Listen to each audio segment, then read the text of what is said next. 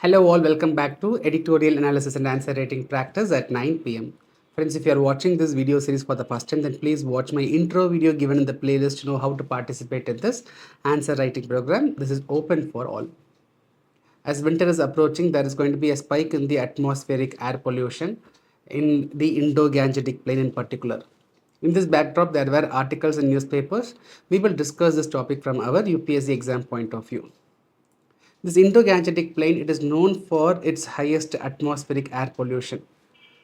7 out of top 10 air polluting cities are from this Indo-Gangetic Plain only, which is costing our life expectancy. It is reducing our life expectancy at least by around 7 years.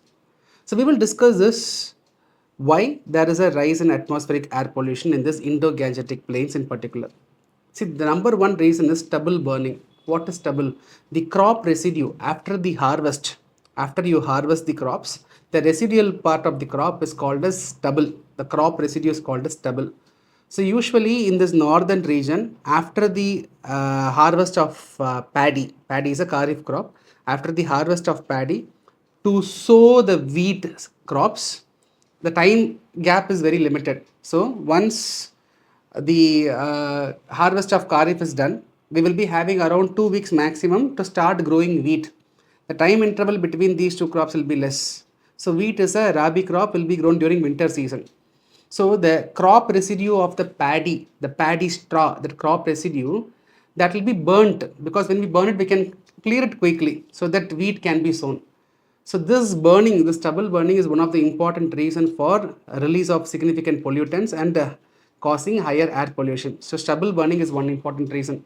Second reason is, see, this around Indo-Gangetic Plains, we have a lot of higher, denser population. More population density and more the people, there will be more the vehicle, so more vehicular emission. Nitrous oxide, sulfur dioxide emissions will be very, very high. So higher vehicular emission in this region. And this region is highly industrialized. So we see a lot of industries, factories, brick kilns, thermal power plants. Now all these releases significant amount of pollutants which causes atmospheric air pollution. And also the region around the Indo-Gangetic Plain, even today people are not using clean fuel for cooking. They still use biomass for cooking. So firewoods are being used for cooking. So that indoor air pollution is also a significant reason for increase in atmospheric air pollution in total. Right. So all these are reasons why in this Indo-Gangetic region there is an increase in atmospheric air pollution. Now you may ask a question, sir, round the year this is going to happen. Why specifically during winter? The problem in winter is, during winter the air mass will be colder and heavier. This heavier air mass will settle near the earth's surface. All the pollutant released, that will be trapped. That will be trapped near the earth's surface because of the colder wind. Right, colder wind is heavier, it will settle near the ground, near the earth's surface. It acts like a blanket. All the pollutant released, that will be trapped by this colder air blanket. So we are seeing an increase in atmospheric air pollution during winter. Now you may ask a question, sir, what about the efforts taken by the government on this regard? Government has taken a lot of sincere, appreciable, significant steps. We will try to understand one by one. We have National Clean Air Program. Under the program, government aims to reduce the particulate matter, PM 2.5, particulate matter 10, okay, to reduce the particulate matters by at least 40% by 2026. By taking the 2019 particulate matter emission as the base level, from there government want to reduce this particulate matter emissions by at least 40% by 2026. This is one initiative. So and it focuses on non-attainment cities. Put it simply, roughly in 130 plus cities, government has set a target that by 2026 they will reduce the particulate matter emissions by 40%. Similarly, in Delhi and the NCR region, Delhi and the National Capital Territory region, in this NCT region, in this region, to reduce the emission, to control the pollution, government has GRAP program, Graded Response Action Plan program. Right. Now, Indo-Gangetic Plain that is spread across many states. So many states will be involved in tackling this pollution. So what we need is not a silos efforts. Everybody's effort should be coordinated. So we have CAQM, Commission on Air Quality Management, which coordinates all the activities, which acts like an apex body, which will try to manage the efforts of all the pollution control bodies in various states across the Indo-Gangetic and the NC and Delhi and the associated regions, right? Similarly, Supreme Court has intervened and asked for a ban of stubble burning in states like Punjab, Haryana, and Rajasthan. Right. Similarly, we have to control the vehicular emissions. Government has implemented this BS6 emission standards. So that is also another way of controlling the vehicular emissions. And also government has adopted various technologies with respect to managing the solid and liquid waste. Instead of just simply burning it, government makes use of technology to reduce this emission level coming from the biomass burning. So all these are efforts taken by the government. Now, despite of all these efforts, we are not able to significantly reduce our air pollution. That means we have to move further extra. So we have to strengthen. See, already government is doing good job. That has to be strengthened further. It is good, but not good enough. So we need to take more efforts on this regard, right? So what kind of, we have to take innovative efforts. So what kind of innovative efforts, what kind of extra efforts government can take? See, you take stubble burning. Supreme Court has intervened and has put a ban on stubble burning. But this is not going to immediately yield result because farmers, they have a problem. So after the paddy cultivation, they have to quickly start the wheat cultivation. After the paddy harvest, quickly they have to start wheat cultivation. That's a problem. So removing stubble through manual laborers is going to be a costly affair. Using machinery also is going to become a costly affair. And also people in that region, they believe that the stubble burning is going to add nutrients to the soil, which is completely wrong, because when you burn the stubble, it will burn the nutrients in the top layers of the soil. So that is not correct. So we have to impart proper awareness. Now, apart from that, what we can do to tackle the situation? So Punjab Agriculture University, sometime back, they found an innovative solution. What is that? Pusa decomposer.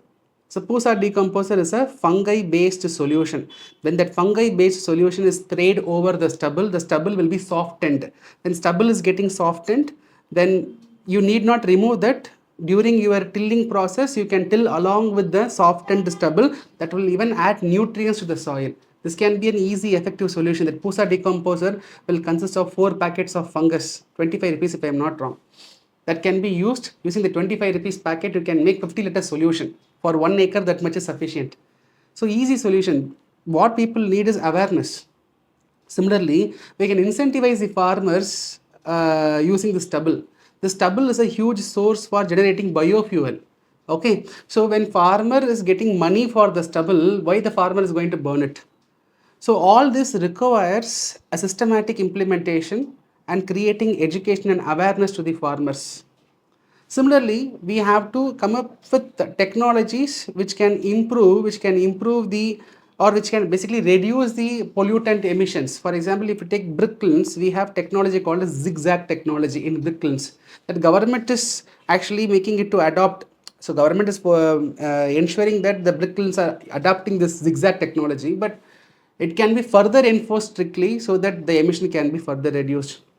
So this clean energy transition is a great way ahead, right? So motivating people to go for electric vehicles and also increasing our share of renewable energy in the power mix. All these can definitely reduce our air pollution level. See, apart from that, if you take the NCAP, National Clean Air Program, the National Clean Air Program is focusing on reducing the particulate matter emission in the 130 plus cities, okay, by 40%. I mentioned it, right? Reducing the PM matter by PM particulate matters by 40%. See, that program is focusing on 131 cities in particular. See, this air pollution is the origin, the source of air pollution is not just cities. Even the rural areas, the semi-urban, the rural areas, they are also responsible for this air pollution. So pinning cities alone as a reason for air pollution is not right. Such NCAP program should go beyond the cities. So we should take into account of controlling pollutions in the rural areas also. We have to measure the pollution levels in the rural area also. When the pollution crosses beyond a limit, then that has to be addressed in rural areas also, not just only in cities. See, air pollution will not have any boundaries. It can start from cities, it can go to rural areas. It can start from rural areas, it can come to cities. So holistically, we have to address. And also, it is a misconception that only the cities or the states in the Indo-Gangetic Plains are responsible largely for the air pollution. Not right. Even other states, other cities beyond the Indo-Gangetic plains, they are also responsible for increased pollution. So that should also be addressed.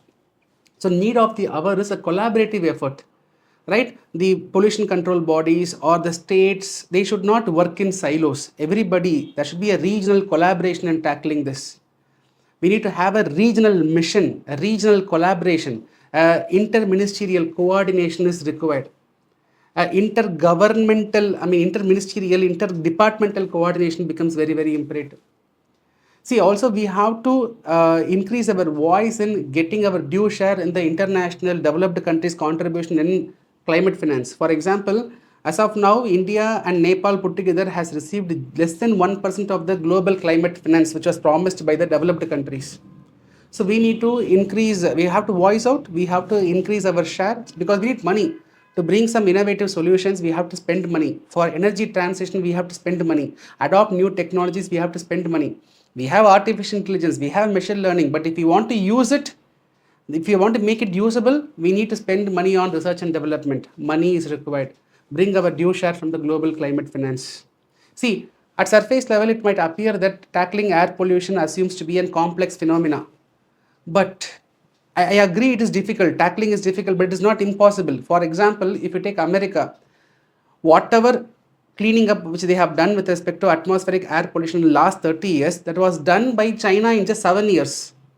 So how China was able to clean up their atmospheric air pollution in just 7 years? What America did in 30 years, China is doing in 7 years with the help of technology. So India can also adopt it. It appears difficult, but it is not impossible. The need of the hour is sufficient money, interministerial, interdepartmental coordination. The state should also come and they have to collaborate and they have to find a solution. So what we need is a mission mode target to reduce this atmospheric air pollution. Right, friends, I hope you got some clarity on this topic. Let me give you a question on this regard. Despite various measures to address air pollution in the Indo-Gangetic Plains, both natural and anthropogenic factors continue to exacerbate the problem. Suggest practical solutions to effectively address this issue. It will be a 15 marker question, so plan your answer for 250 words. Right, friends, tomorrow I will see you with another interesting editorial topic. Till then, bye, take care.